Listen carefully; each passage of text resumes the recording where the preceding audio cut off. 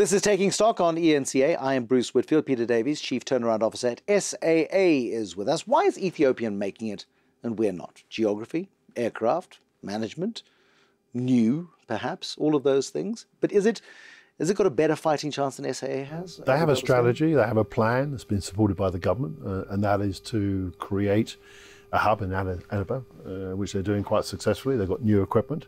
They're being very competitive in terms of reaching out to as many parts of the world as they possibly can. They're following a similar model to that of the Gulf carriers and Turkish, and they're being successful. I think that they have every opportunity of trying to emulate others.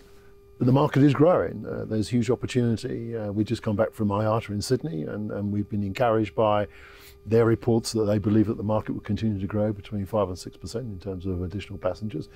We need to make sure that we're in a position of taking our fair share. Well, in terms of creating an African hub, in the same way as Middle Eastern carriers have created enormous hubs in the Middle East, and South Africa being located where it is, does it make sense to have an Africa hub perhaps further north than South Africa? It depends. We believe there's opportunities for Johannesburg to, indeed we are a hub. I mean, obviously we've got traffic coming into Johannesburg from all parts of the world, which are transiting through onto other parts of South Africa domestically, and obviously parts of Sub-Sahara and regional. So we believe there's greater opportunities.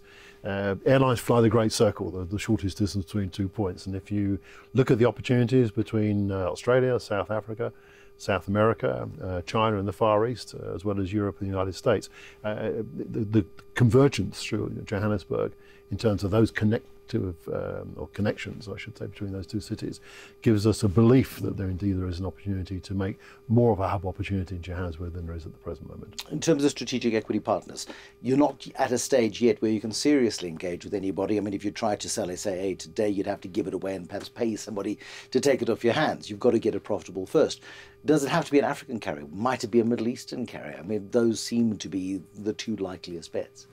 It doesn't have to be an African carrier. Need it be an airline? It could be another group that has an interest in terms of developing their infrastructure and their opportunities in various parts of the world, and they would see an airline like South Africa Airways as being a good conduit for that investment. I'm not making any second guesses there. I don't know, but certainly you're right. We need to be in a position of making sure that we are fit to be spoken to in terms of our balance sheet and some indication that the plan that we've got in place is working. So we're into the first financial year of the current management. In fact, we're into our second month of the budget, and we're confident that indeed, perhaps for once, we might be able to come up with some numbers.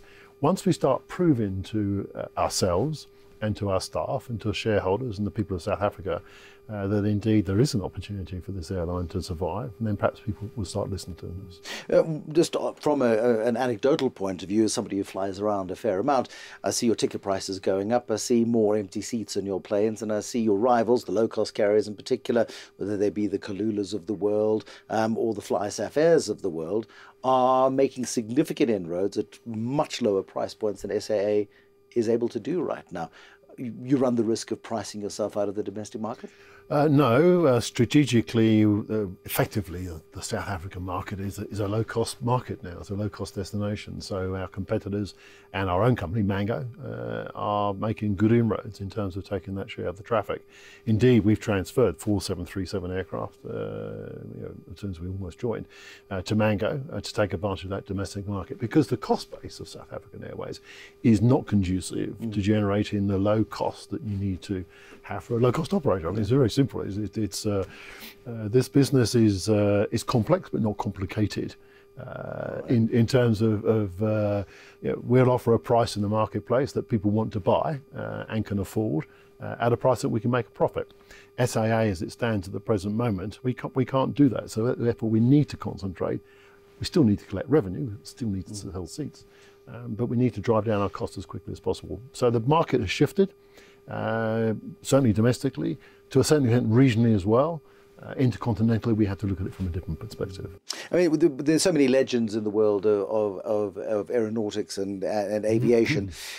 This isn't as simple a turnaround job as the guy who took the olive off the plate off the dinner plate of Southwest Airlines. I think it was. It was Hope Keller. Hope Keller, yes, 1970s or 60s or whereabout, and saved $30 million on an olive. this is something that requires considerably more and dramatic surgery in order to get it turned around? It's a good question. There's an English expression, you leave no stone unturned. When I came here, I was quite sure with the staff and with the board, we can't simply just leave no stones unturned. We have to turn every single grain of sand. It's that detailed, it's that granular. Unless we do that, we're not going to be successful. So we really have to understand what is required, have the support from the board and the shareholder to make sure we can enact this as quickly as possible. Any delay in decisions, in processes, or having to suffer bureaucracy, which is completely unnecessary. I mean, the bureaucracy almost is designed to protect the taxpayer. I understand that, but isn't it a bit silly that the very bureaucracy you have in place actually costs the taxpayer more? That's just ludicrous. That's nonsensical, in my opinion. But it takes a considerable culture overhaul within an organization of the size and scale of SAA, and these behaviors are deeply entrenched. Well, people are fed up with lots of CEOs and lots of reports saying we're going to fix it, and then do nothing.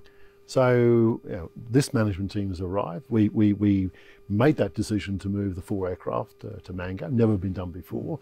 We made the decision we're losing heaps of money on the second flight to London. Crazy. They've been losing thousands of dollars every day for 10 years. I mean, rocket science is there. So let's close it down. Let's be more effective. So we're making those decisions, but there are other decisions that we need to make, which may go beyond the realms of the existing bureaucracy. That would be the real test in whether South African Airways can survive. How are we going to measure 12 months from now, assuming SAA does survive that long and government does continue to act as piggy bank of last resort?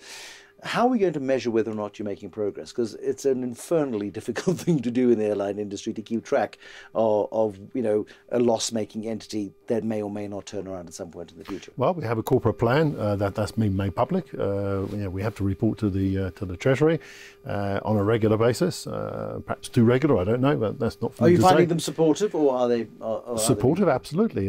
They want to make sure that we're successful, but equally they have to recognise that perhaps some fundamentals in terms of bureaucracy has to change in order for us to do that. That's the process that we have to go through.